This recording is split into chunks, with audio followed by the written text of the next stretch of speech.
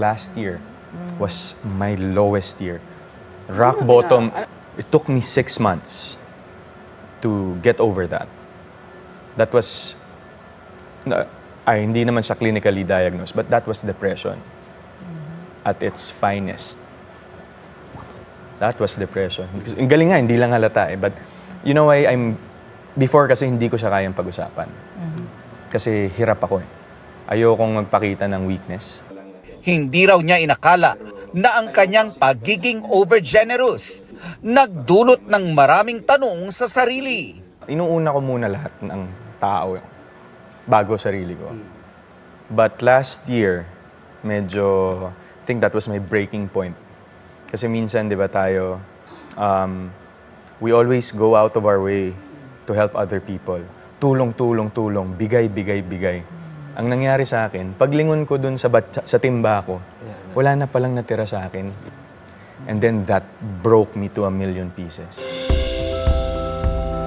Kaya ngayon, mas pinagtutuunan niya ng pansin ang self-love mula sa running, biking at mga bagay na matagal na niyang gustong gawin. Ika nga ni Alden, I owe it to myself. Yun yung times kasi na when you're clouded with a lot of negative thoughts and you're na alam mong meron ka mga kasama, alam mo nandyan yung mga taong nagmamahal sa'yo, pero hindi mo maproseso ng tama yung emosyon mo, hindi mo maproseso ng tama yung pag-iisip mo, it's very hard to be present, na kahit nandito ka, wala ka dito. Nang matanong tungkol sa love life, ang sabi ng Asia's multimedia star, he doesn't want to be defined sa ganitong usapin. Mas matitindi pa raw ang gusto niyang gawin para sa sarili at sa mga matutulungan pa niya. I don't understand. Di ko alam, di ko gets. Bakit ganun ang mindset natin palagi? Na ang basis ng kasiyahan ng isang tao love life. It's just this is my story. And this is how I want my story to be told. Not based on the presumption of other people. I'm so done with that. I've been here long enough. I know I've done so much for the industry and I would like to do more for the industry right now. Good looks, good fortune, the best family. Wow. Is there anything else that Alden Richards hopes for in life? Like a wife? You know, Miss J, parang ngayon ko lang sasabihin to in public. But doesn't matter.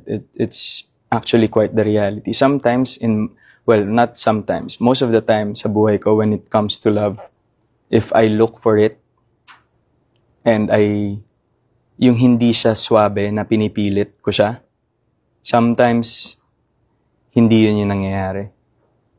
Sometimes hindi siya nagkakaroon ng fruition.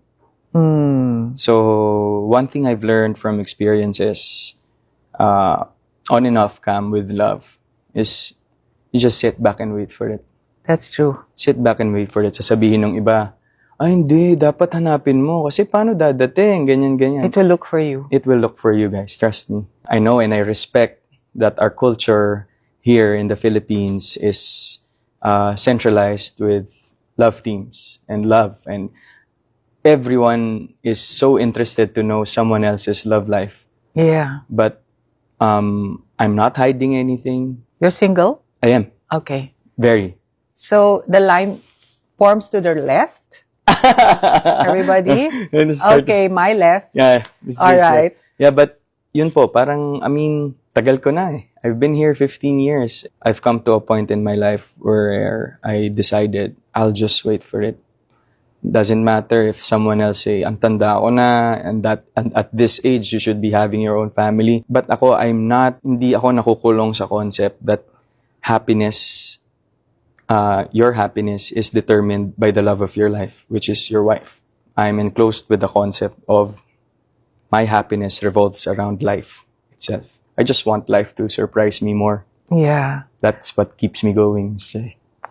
Lucky is the one who's going to get this glass that's not half full, but is filled. Yeah. Yes, Ms. J.